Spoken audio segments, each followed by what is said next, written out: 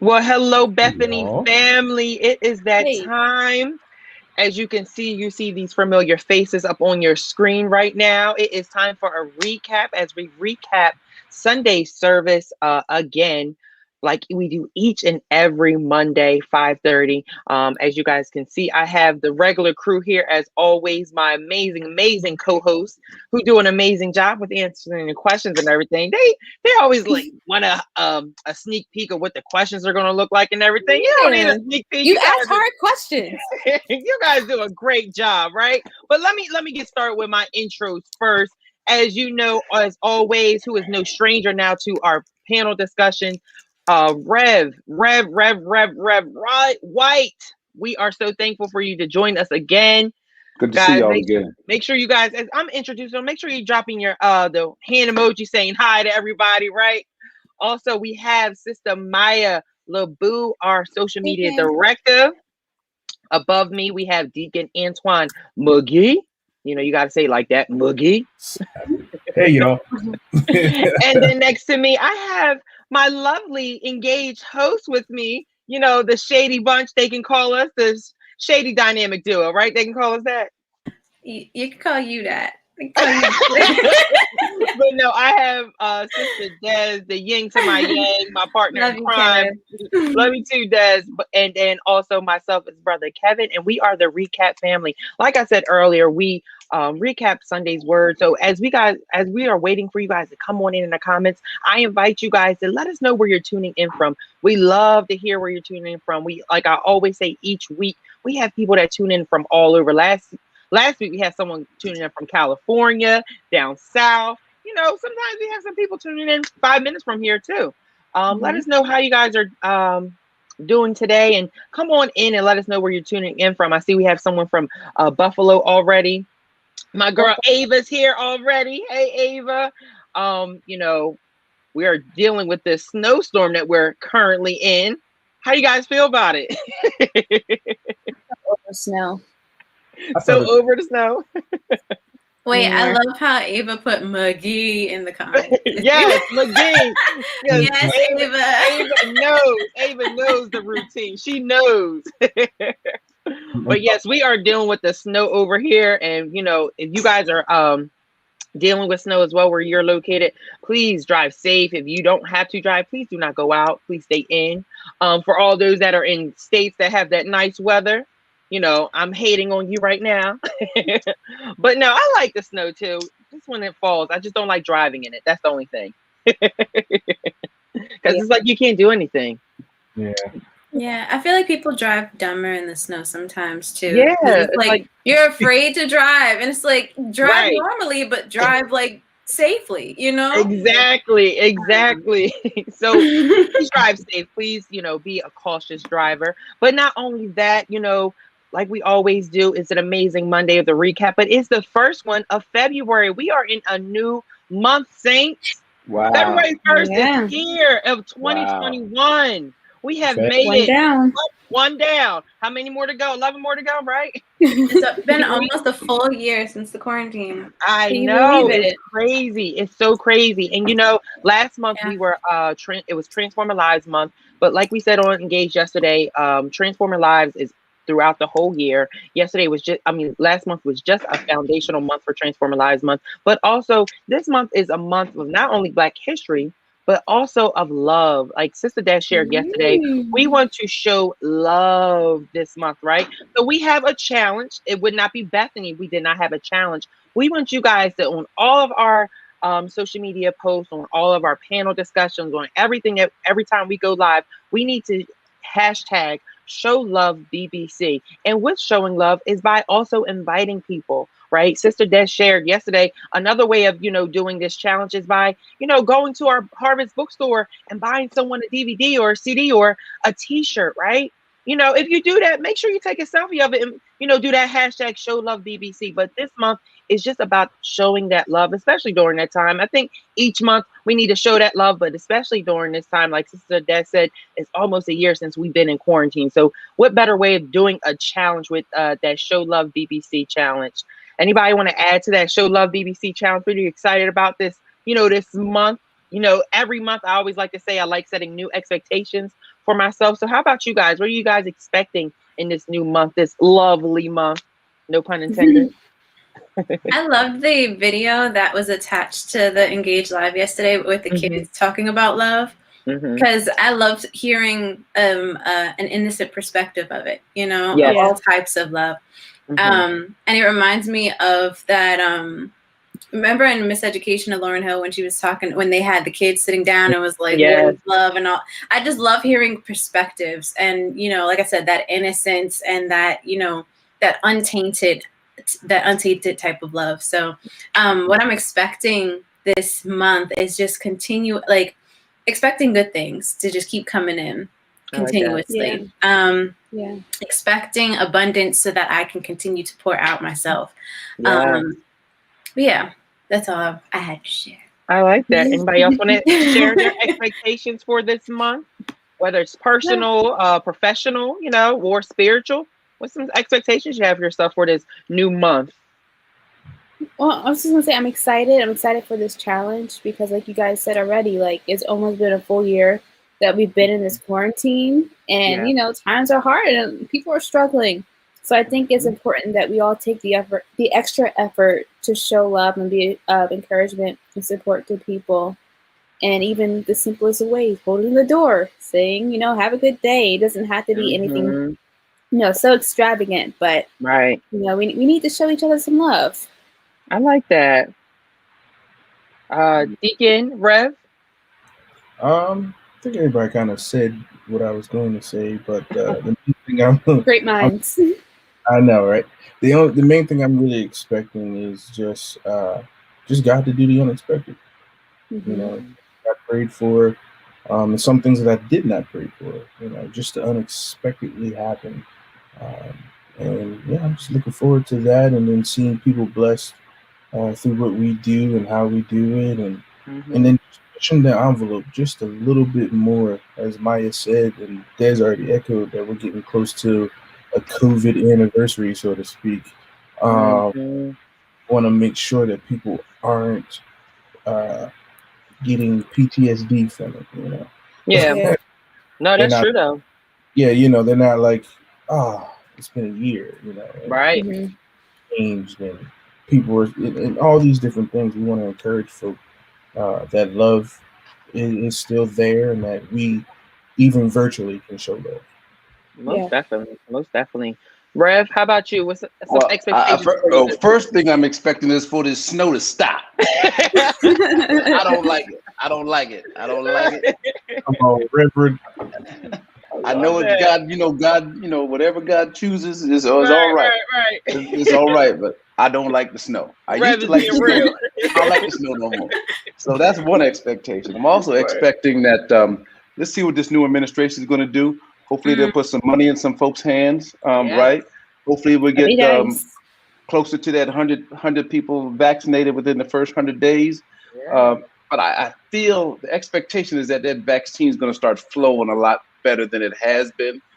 So really high expectations for the new leadership and what's going to go on. And, certainly I got some people I care about that are dealing with some things. I'm just expecting it to be, that this next month is going to be better than the next month. That's going to be better. And I'm just praying for a lot of folks that I care about and love. So high expectations, really high expectations. I love it. And go ahead, Can I add real quick?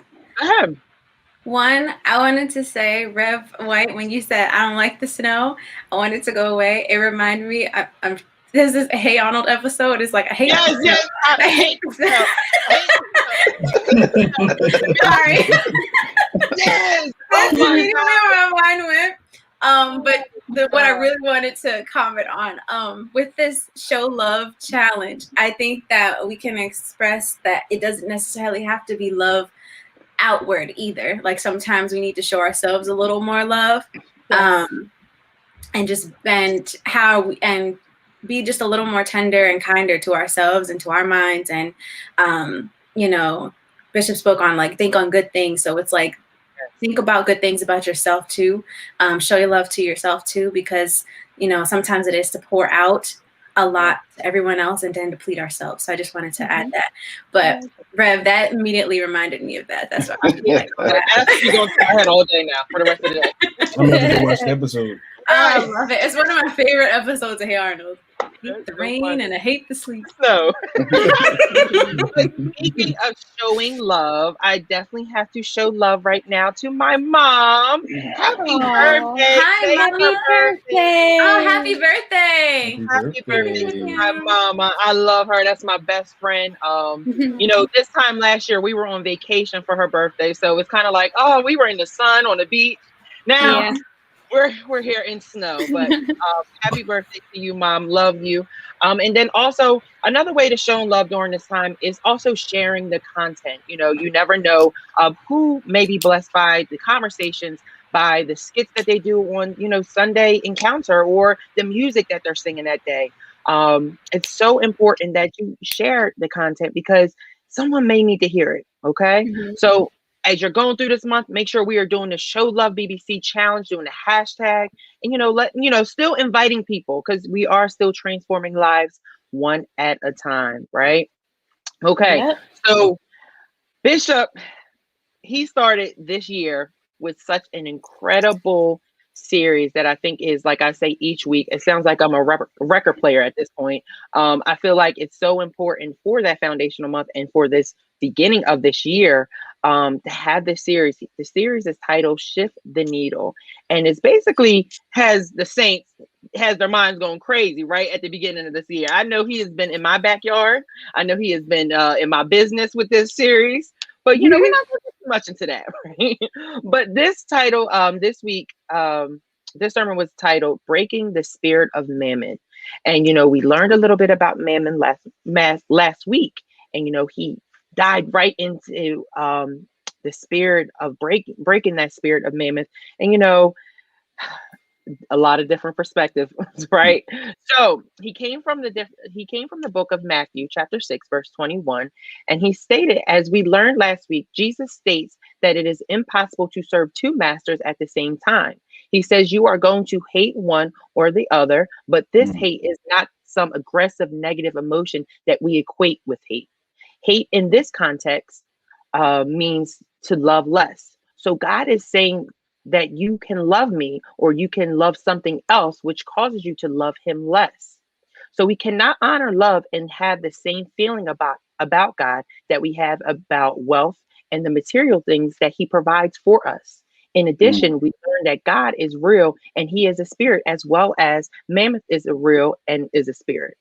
When you serve God, things are not your focus. As a believer, if God is blessing you to such an extent that you begin to lose your focus on him and start concentrating on the things that he gives you, the spirit of Mammoth is threatening your relationship with God. When you serve the spirit of Mammoth, your thoughts are focused on what you think things can provide. So your mind shifts from the God who provides to the promise made by the things he has provided. So like I said, last week we were introduced to the subject of the spirit of Mammoth.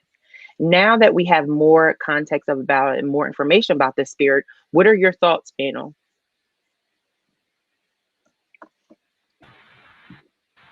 Was very powerful word from Bishop as always, right? I was talking to my mom this afternoon and we were talking about something, and I don't know how we got on it, but you know, she was saying, you know, how many people do you know that have great sustenance but are not happy? Or how many people do you know that don't have anything and they're very happy and they're full of joy?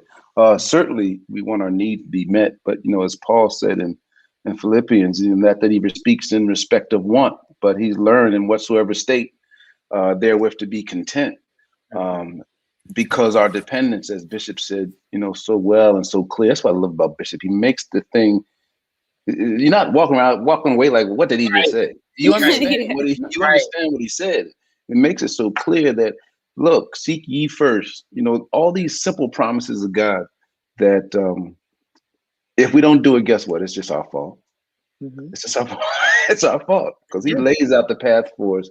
Very clear what God wants us to do. If he gave us everything, we should be worshiping him first and all the rest will follow, right? And it's just, but we get that pull, that pull does happen on certain things that folks fall in love with that they really shouldn't be falling in love with. It could be a person, could be a thing, could be money, could be a whole lot of things that we put first and before God. And it's so, God's not, he's not simple. The instruction he gives us are very simple, right? We don't have to be deep, like Bishop says, but it's real. It is real. And I like what you say that, like, that's why I love Bishop, among a lot of things. But Bishop, he just gives it to you. Like, it's like you don't walk away from the word like, oh, I'm confused what he was talking about. Like, he makes it plain and clear. ABC, follow these things. And, it is, our fault. God lays it out for us.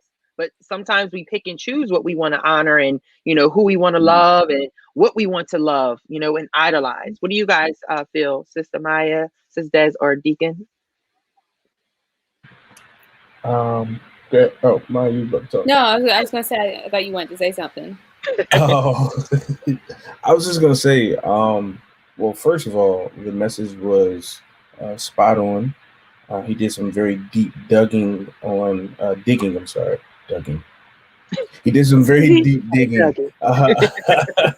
on, some very simple principles, but then he gave us a different look at the spirit of mammon and the origins of it, and what to be careful of, and then how to check yourself if you're being controlled by it. And I can admit there was a time that I could reflect that it was driving me in my past. And, that's when I was really struggling to get things done until I was just like, okay, let's get this right and allow God to be my source. So that was the first thing that I want to thank Bishop for. But the second thing about the message that really stood out to me is the clear instruction that was in his voice. He really, really poured out, his heart and what God laid on his heart for us on how to overturn this spirit of mammon, control. And then also revealed the reward of being faithful to what God has given you. I think that was the last little point that he made when he was talking about the servants. And it was wonderful. It was great. I encourage people to go back and listen to it. If you didn't, I know we probably gonna do a recap, but just go ahead and get into that thing. All right. Sister Maya, Sister Des. No, I just echo, everything that was said already. Definitely go back and watch it. I feel like I say this every week, that the way Bishop explains things, it's so like, it makes you kind of have to step back and reflect and to see, okay, am I prioritizing things over God?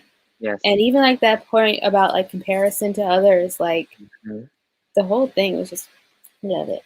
The panel is jumping into my questions already, y'all. You see, they're already prepared. Go ahead, Sister Des. I'll say that I feel like I was ignorant at one point of mammon in general, thinking that it was just money.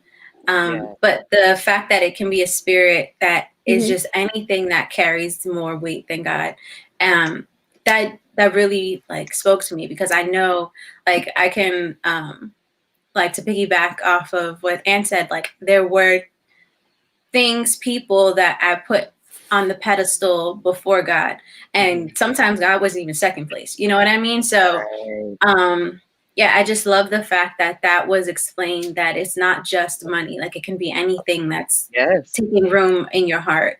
That's not, So I love that I love that breakdown of it, because it made more sense. Like, because I've been going to the church for like 2-3 years now, I started to realize that more anyway through his teachings, but like the breaking down of it and the fact that the series is literally like about this is eye-opening. So And how often do we do this without even realizing it?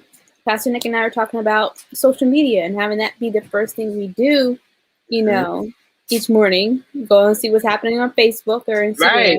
It's the little you stop and give God praise. So it's like, I feel like there's so much, just speaking for myself, that I didn't realize, you know, I was putting first. Yeah, and that's so true. It's like the little things, like maybe like social media things, or like a problem occurs and you want to call your best friend or your parent and complain about it instead of like taking that time, like talking to God first, right? It's little things where you're just like, oh my gosh, like I did prioritize things then over God, right? And it shows them that, you know, you love that more. You're idolizing that drama, you're idolizing that problem, that situation that you may be dealing with instead of turning it over to me. Right. You know? And guess what? Like, go ahead. Sorry. No, I was going to say, why do we you go ahead. You want me to go? Good. You go. No, I was going to say, you know, I'm using myself as an example, so I don't want to make it seem, you know, because I was going to say the little things add up. They add up, and before you realize it, you're like, okay, you know, what happened, God? Where'd you go? Right. You look, I've been right here the whole time, the whole time. Yeah. So I think it's really important that we make a conscious effort to stay close to Him and to prioritize Him, and especially in the season we're in now, where there's just so much going on. It's easy to kind of lose track and to get distant. So I think it's good that we're focusing on this right now. And you know, Maya, to your point, Maya, you know, people always like to talk about social media and how folks are connected to social media, but it's not necessarily just social media. It's like, it's just your phone, right? Some people, when they get up in the morning or before they go to bed, they're going to look at social media. But other people, you know, may look at their email to see if they got something for work, or may look at the weather, or may do whatever, you know, with their phone. That's taking their mind away from that what God would have us to be. When I was a kid, my dad, he taught me a lot of things. But one of the things he said was, everything has a place and everything in its place. So like even today, my dad's been gone 20 years. If I go get a tool out of his toolbox at my mom's house, I always put the tool right back where I got it from.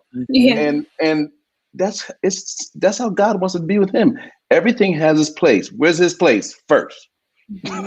That's His place. Oh, that was a good illustration. I like that. I love that you still do that with your dad. I love that. Was a good illustration. I like that. That was good. Because that's so true though. That's so true though, because you we're not even about to go there. And you know, like, have you guys ever like left your phone at home and like you're out for the entire day and you're just like, I'm going crazy. I don't have my phone. Like, it feels so weird. I want to get to a place where I have that same feeling with that. Yeah, that's so true. Yeah, that's so true.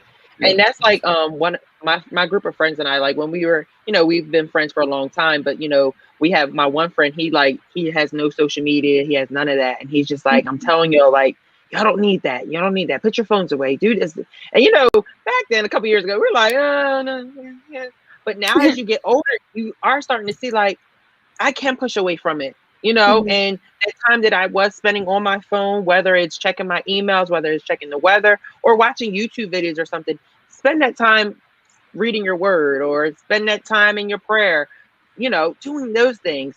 So Sister Maya, I agree with you 100%. Like I'm still working on that. And that's why I feel like this series is really having me like, okay, this is that year.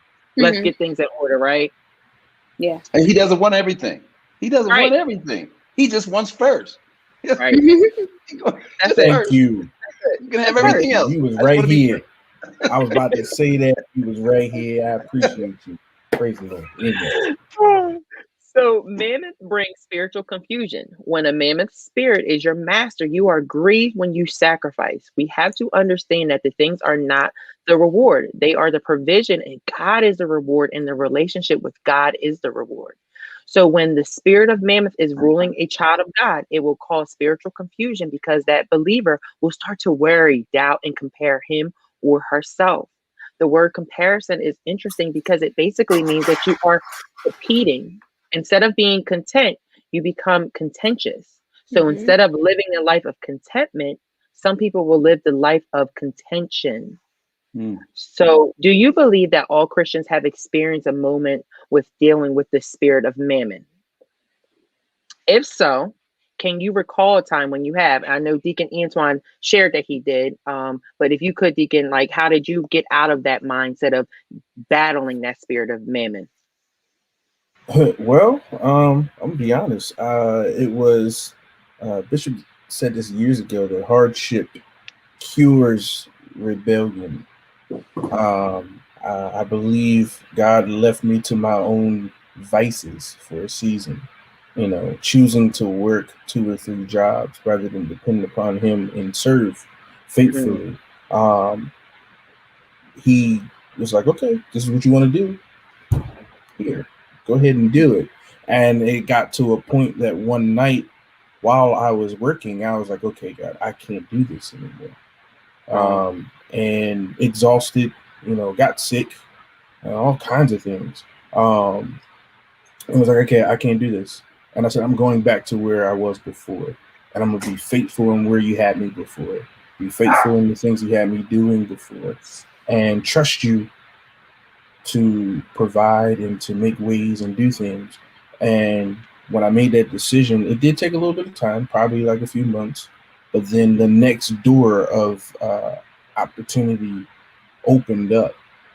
And this is just financially, but there was also other things that I had to do spiritually to get myself together, as far as like disciplining myself, telling myself no, and learning, as you guys said, when to shut down and pull back and read your Bible and study your word, and be connected to the house and follow what Bishop is saying. Don't be in your own rebellion, because a lot of times we'll hear the word and say, okay, I'm not going to do that. Right. Yeah, we'll hear. We'll hear it, we'll say amen, but we already made up our minds as soon as we walk out the door. Yeah, I'm still going to go do what I was going to do. And then God's like, okay, so I'm not first. Mm-hmm.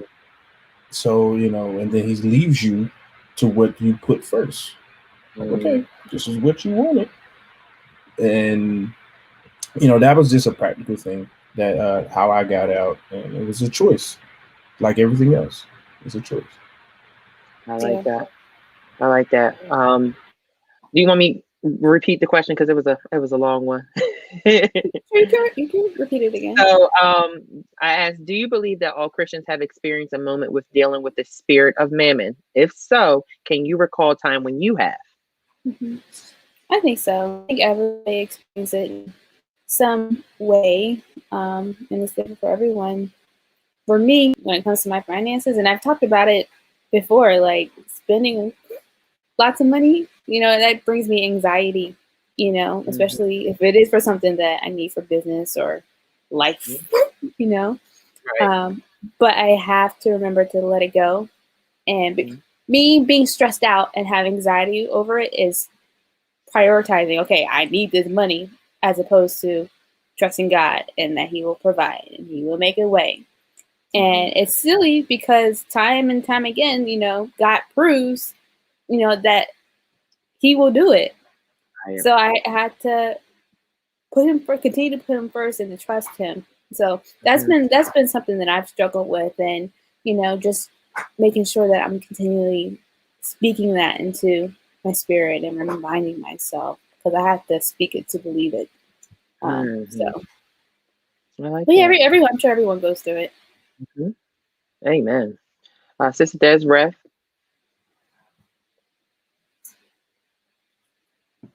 You want to share? Okay. Yeah, I agree that everyone has a season where they don't realize what they're doing, and they don't realize that they've displaced God in their lives.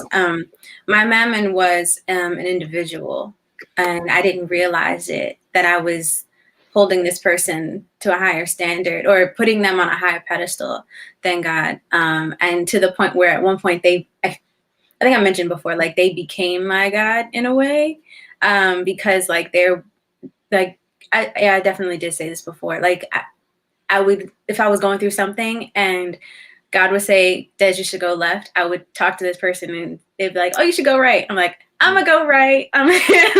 So yeah, but yeah, I think everybody goes through it at some point, and God will check you on it and let you know that the thing that the person, whatever that you're putting in that in His place, can never satisfy you in the way that He does and in the way that He can. And again, it's not like taking I think, Rev, you mentioned it, like, it's not, God doesn't want you to not have these things. It's just put it in order, put the places in order. So just learning that God is first above all, and then add it on, you know? So yeah, but everybody goes through it at some point in some way. I like that. I like that. Rev with breath. I disagree with everybody. Everybody has fallen, is falling, will fall. Yeah. And you know, I ain't saved all my life like all y'all, so I done fell multiple times. Sure. I just got saved. Right. I just saved every week, Jesus. So, you know, and as Bishop also says, you know, sometimes most people fall privately, some publicly, right? Yeah. Most of us have fallen privately, and some of us has fallen publicly. So it's, you know, we all go that route, and like I said, some multiple times, and some, you know, not as many. But God is always there when you're ready to come out. He's there. I like that. And I forgot to mention to those that are tuning in, you guys, please feel free. I invite you guys to ask any questions in the comments, as well as answer the questions that are being up here. And Sister Maya will pull them up and we'll read them up on the screen, okay? So panel, what are your thoughts about this idea of people living the life of contention and not living the life of contentment?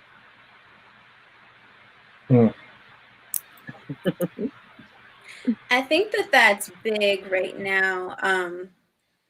And we talked about social media earlier. A lot of people like to compare and look at other people's lives, and you know, no one is happy with their own lives because they're like, oh, I just got a bag, but they have a bigger bag, or you know, relationship goals or whatever. And it's like, well, where does God have you in your life? What is he working on within you? What is he doing with you right now? And we just don't take that time to look in the mirror. Oh, wow. Which is why it's a perfect Bishop really knows what he's doing, which is why it's a tail end of that toxic series of like putting that mirror to your face. Like, be happy with what you have in front of you. What are you doing? What do you have? Because if you're out looking outward, you know, you have no idea what these people are going through. You have no idea what anybody's struggles are daily, or what someone had to give up to get what they have, or whatever. So, you know, be happy, be content within you. But I know for me, contentment always had a negative connotation to it. It always, to me, it meant settling. So I'm getting out of that. Like, you can be happy where you are and have joy where you are, and still want to move forward and to, you know, work to get new things and work to be better within yourself.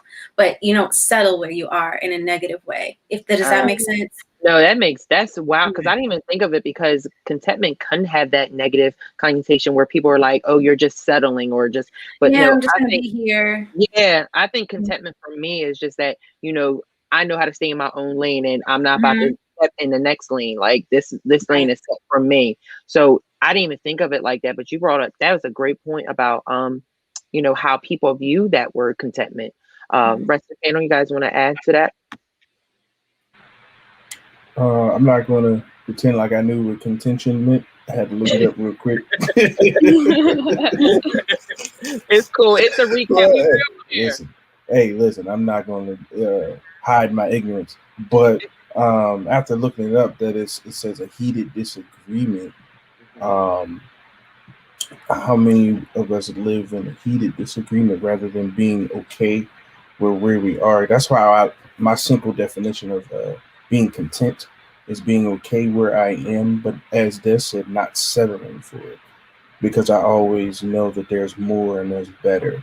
But being okay. So, for instance, you know, being okay that I may not be as successful as I want to be right now, but I'm okay with where I am, because I know that if I keep working and if I keep doing and if I keep pressing in, that I will be as successful as God said I could be, you know. But and not being in a disagreement within myself, in within God.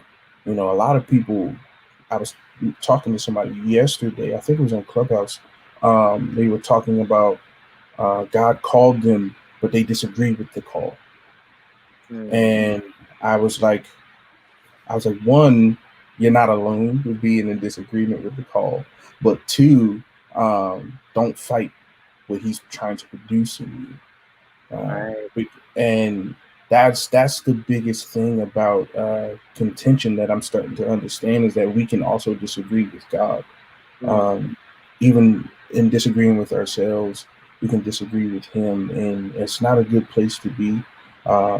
So in all things, in all ways that you find yourself, as Paul wrote, be content, and knowing that God is still able and he will do what he said he's going to do. It may not look like what it's supposed to look like right now. You may not be where you want to be right now, but God is still able to take you to higher heights and deeper depths.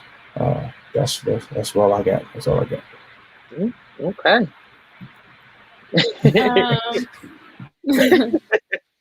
No, it's just interesting.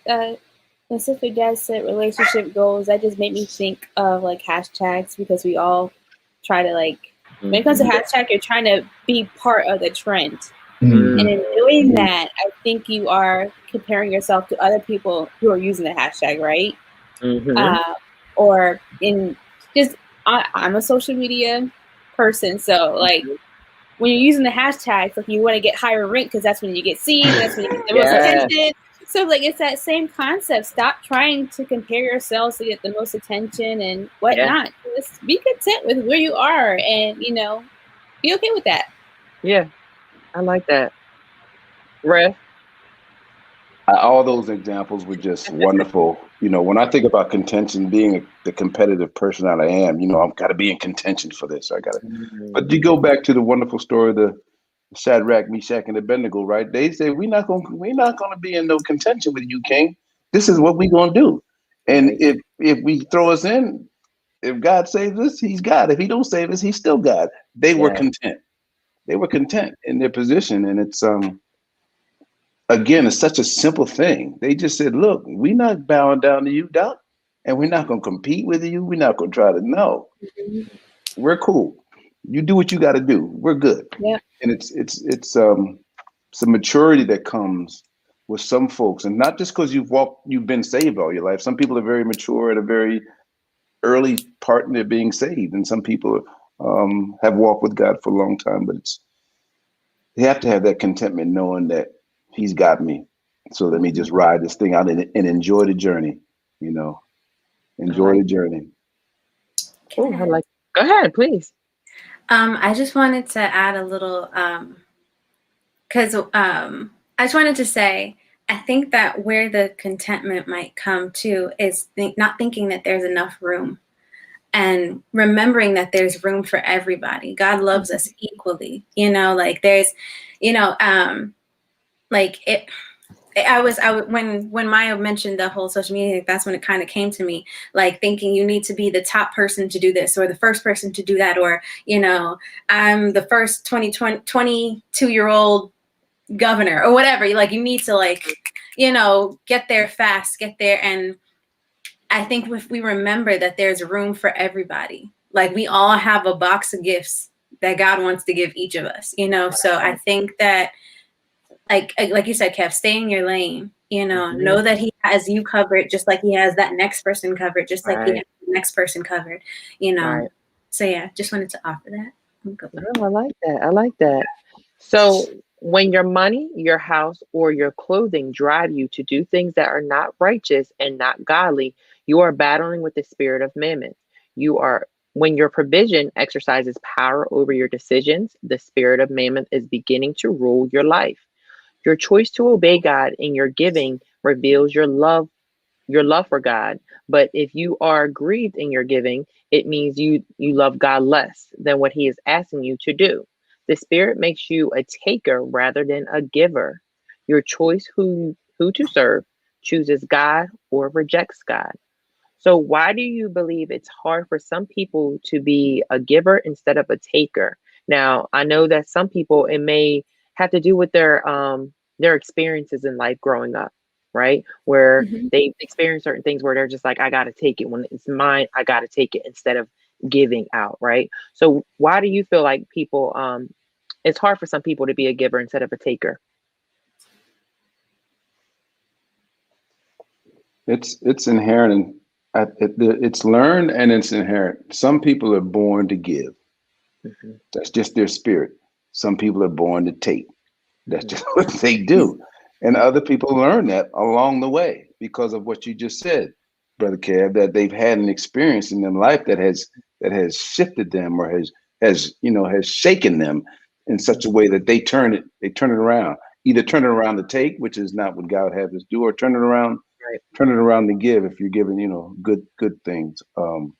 So I think it's a mix of both. I've met people on both sides of that coin.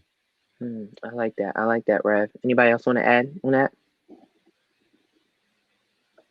Okay. Can you repeat it one more time? Yeah. Why do you believe it is hard for some people to be a giver instead of a taker? And I said that, sometimes people's upbringing, what they experience through life may have put them in a position where they want to be a taker. So if someone had a harsh upbringing, so when they do get something, they just take everything instead of giving it back out, right? So why do you believe it's hard for some people to be a giver instead of a taker?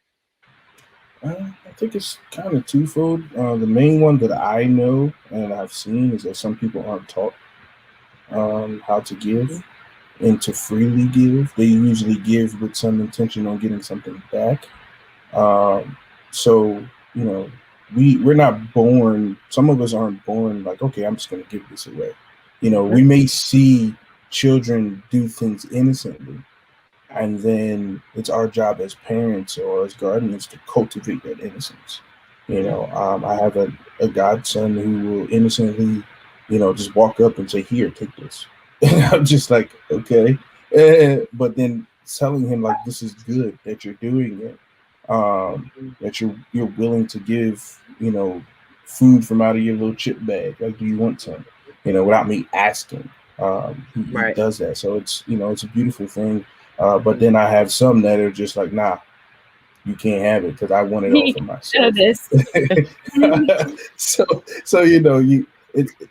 think it's a learned behavior. Sometimes you may get, like as Rev said, you may get that early inclination that early indicator that is gonna happen. Like that person has that capability, but then it has to be cultivated.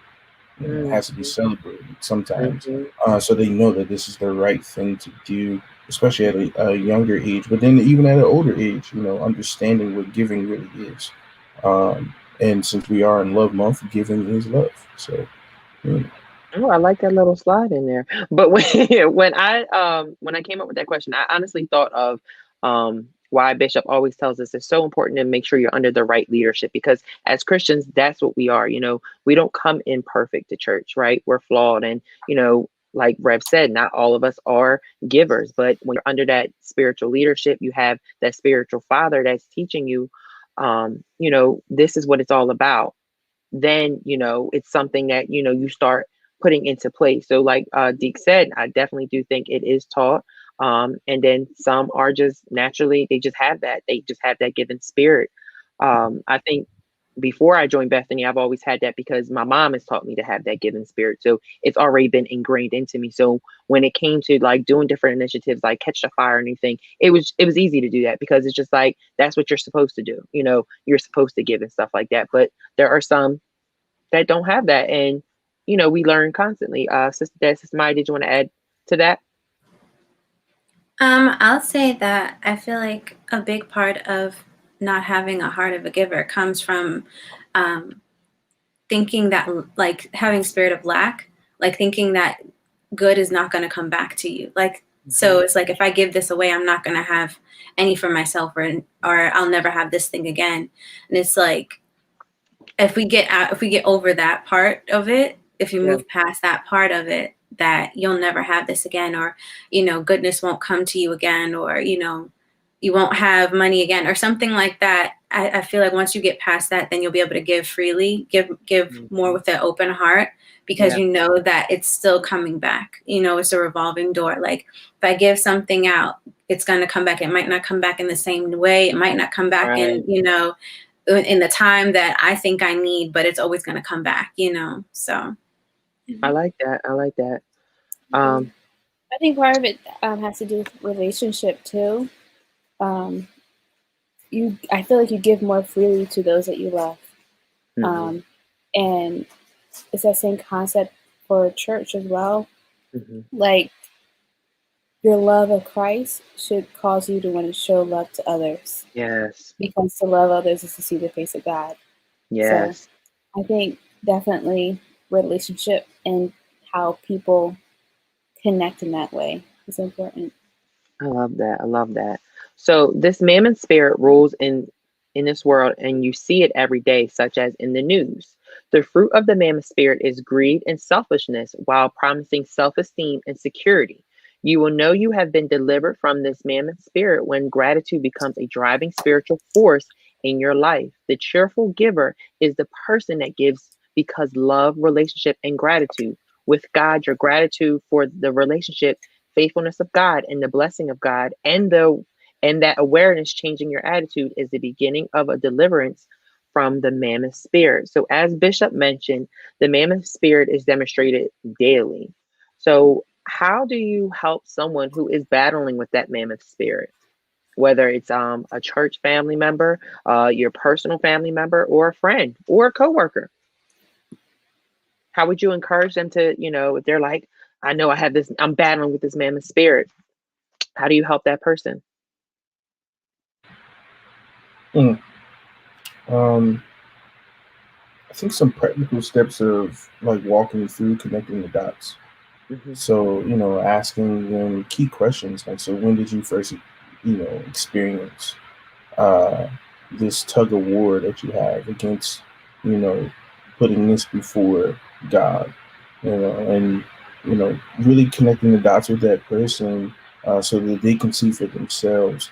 So, for instance, I remember, and I'm telling on myself, when Bishop helped me connect the dots, I was like, hey, he was asking me how I was doing. I was like, Bishop, I'm struggling with this, and I don't have enough money for this, and this is going out of whack. And then he was just asking me, he said, okay, so how's your giving been?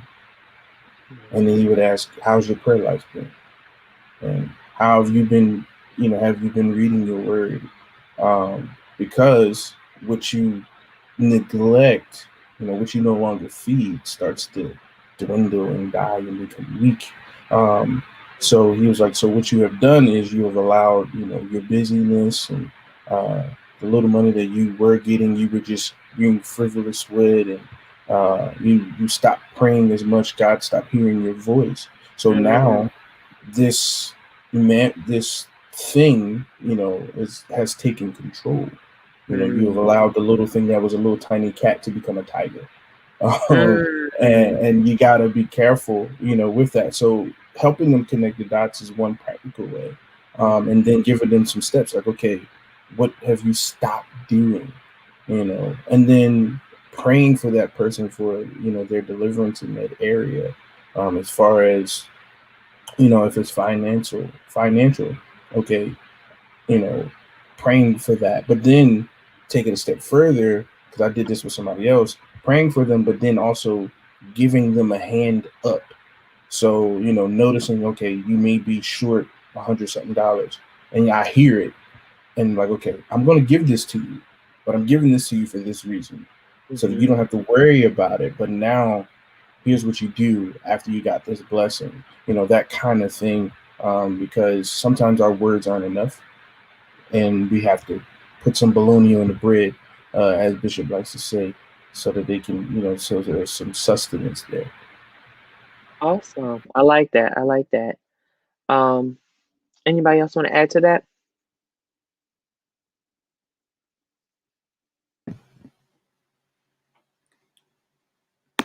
It was my talk. You're muted, Yeah, Maya. sorry. Can you just ask the question again? Oh yeah, of course. So how do we help someone who is battling with this mammoth spirit? For me, I would definitely echo everything to get Antoine said, but I think also, there is value in being transparent and in sharing your testimony. Yeah. Because sometimes that can be, the lifeline to, encourage them to keep on pushing on and to try to conquer it for themselves. Mm-hmm. I like that. I like that. Sister Des, Rev. I think it's important not to, as Maya said earlier, to certainly show the love of Christ, right? Mm-hmm. In that discussion, and not to judge, Mm-hmm. right? And while you may not be dealing with what they are dealing with, you've dealt with something, and be able to let them know how you overcame whatever it was that you came in with. But certainly the love of Christ, not to judge, and be able to let them know how you made it over. Mm-hmm. And if you still maybe struggling with something, say, hey, but I'm still moving forward. I'm still moving forward. Yeah. I We like all in that. this together. We all in this together. And speaking of being all in this together, Sister Maya, can you post Keisha's? She has a praise report. Yes. So she says to all Bethany Baptist Church, I have a praise report to let you know that her son Jason is home from the hospital again. So we want to praise you. We thank God, and we are praying for a speedy recovery for Jason. And thank you for always tuning in, Keisha. We are going to continue to pray for him and just speak nothing but healing and blessings on your side virtually. So, the mammoth spirit is demotic. It changes you into a consumer and not a giver, and promises us something that all of us want. Mammoth, like all spirits, wants to rule. Mammoth will offer you security, independence, identity, and significance where you can kind of become your own idol, or the things that God has provided becomes your idol. Don't trust in uncertain riches, but in the living God who gives us richly all things to enjoy. If you are going to be wealthy and rich in goods and finances, you have to also be rich in good works. So you have to choose a mindset and choose who to trust and not what to trust. Choose to be the giver and also gratitude for the giver of all good things that we enjoy. Choose to do good with your provision. Choose to be rich in good works and choose a foundation of external life in your life. This is because this mammoth spirit is looking for disciples, followers, and servants. So let me ask you guys for the last question tonight. What are your thoughts about people being rich in goods and finances, but not in good works? Des. Yes. I was just taking it all in because that is it's a very deep question, because I feel like a lot of people like to flex and floss, but like their heart posture is wild, So yeah, I'm letting it marinate a little bit, come back to me. Okay. It's true. I feel like people who are like that are probably the most insecure. I like that. All right now. Come on now. Deacon or Ref? Okay, give me the tail end of the question one more time.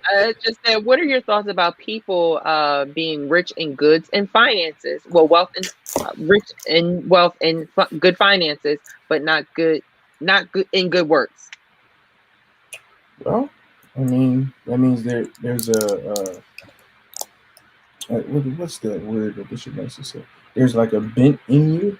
There's something about you that is more driven to pursuing the wealth or the it than seek, as Bishop was talking about today. On Sunday, seeking it rather than seeking the one. Because the more and more we're connected to him, I don't care how rich you may be or how wealthy you may be, when you are connected to him and you go through this concept, which is called spiritual formation, you'll start to reflect Christ. You'll start to do things like Christ would do with wealth, and with your money and with your status, and how you really move in good power versus keeping everything to yourself and not doing what's good because the things that are good is how can I break this down real quickly? The things that are good are just like giving to the poor, feeding the hungry, clothing those that don't have clothing, providing shelter, and having just a generous heart. When you hear a thing, you want to supply that need. As that means God has engrafted His heart on your heart, and you start having the care for the least of those, rather than hearing it in your heart's heart and like, oh, you got to get yours. I got mine.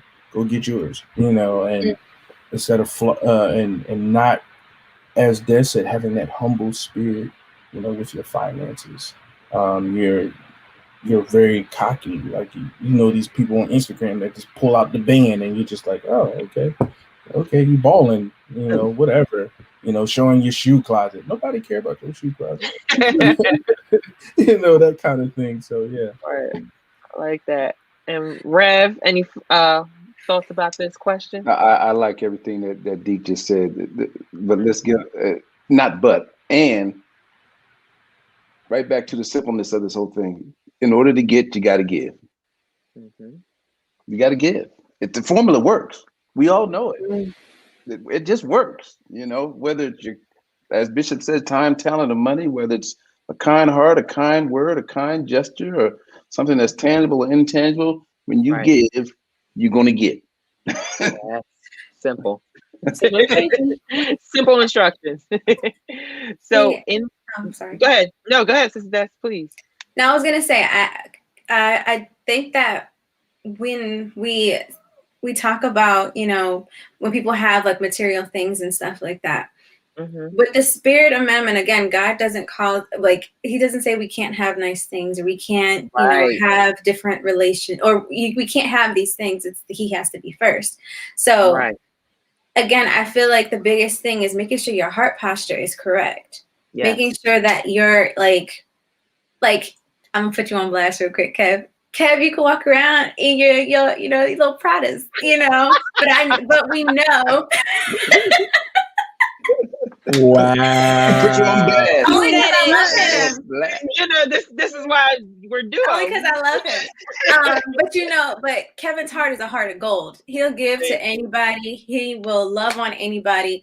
So it's like you can floss, you can flex, but are you flossing with your heart? Like, is your heart correct? Is it matching the outside? I mean, is the inside matching the outside? Because if you could look cute all day, you could be bad to the bone all day, but if you ugly on the inside, it's not gonna work. So that's I think what the message kind of is like fix your heart, and then the outward appearance will match. I think that was the best compliment I've ever gotten. Thank you, Sister Des. But no, like Bishop said, it's like Bishop said in this series, this sermon this Sunday, you have to find that balance, and I don't think people find that balance. You can have nice things and stuff like that, but like Sister Des saying, is it matching? Is your heart matching what's on the outside? It may look nice, but are you looking nice on the inside? Yeah, because there's somebody on the street that doesn't have anything, but they'll give their food to a dog before they eat. You know what I mean? Like, what is your heart?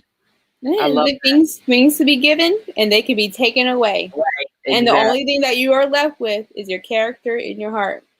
That character. So what's it going to say about you? Y'all getting mixed. Spicy. So, in the context of judgment, we either free ourselves from the judgment of God or bring the judgment of God on our lives in our attitudes and our actions of our giving. How obedient we are in this context. How obedient are we in this context? God gives every individual believer and every human being on the face of the earth a tenth to work with because the tenth comes out of your provision. We have to make a choice if we love the things that God provides more than we love God. Do we love God less than the thing that He has given us?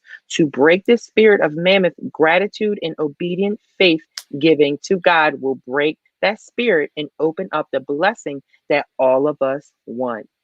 Panel, before we go into announcements, are there any final words, any final comments about this additional layer to this series, this Shift the Needle series? Just watch it again. Well said. Well said. I like that. I just So, want to say, just make sure your heart is, check in with your heart. I like that. Also, I did want to comment last week. I mentioned, I said a comment about manifesting, and I meant it in a way, I didn't want it to be misunderstood. I didn't mean it in a way of how God calls us to manifest and to speak on good things and expect. I was talking about new age manifesting with like tarot cards and all that stuff. So I just wanted to clarify. Nobody said anything to me or pulled me aside, but God challenged me. He was like, check that. So I just wanted to, come on, clarify. It's good. But like we always say each week, the recap that we do is just a little bit. Oh, see, we even got this. I was looking for something to Des, grab. come out of that rebellion, Desiree. Come out of that rebellion. Come out of the rebellion. My heart is fine.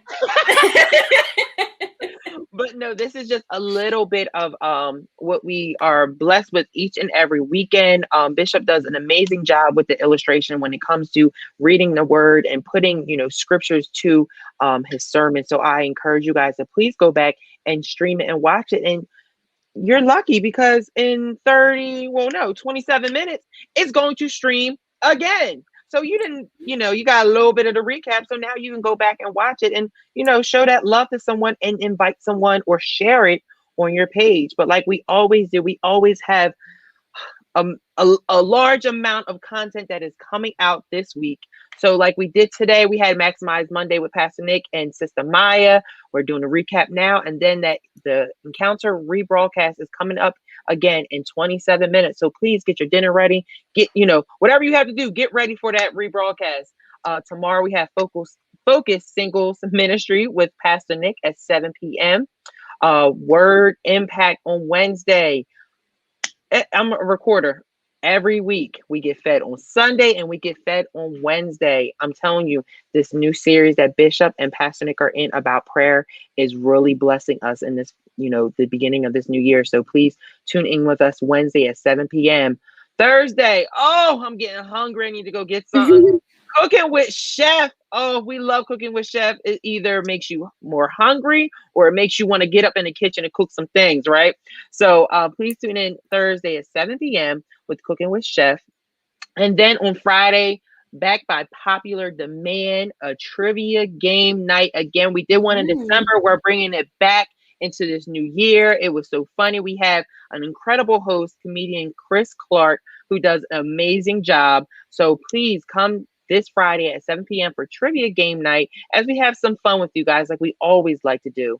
Saturday On Point Radio at 9 a.m. with Bishop and Pastor Nick, as well as Emerging Worship Saturday at 6 p.m. Deacon Antoine, an amazing prayer last week. I loved it, sir. Sunday. Thank you.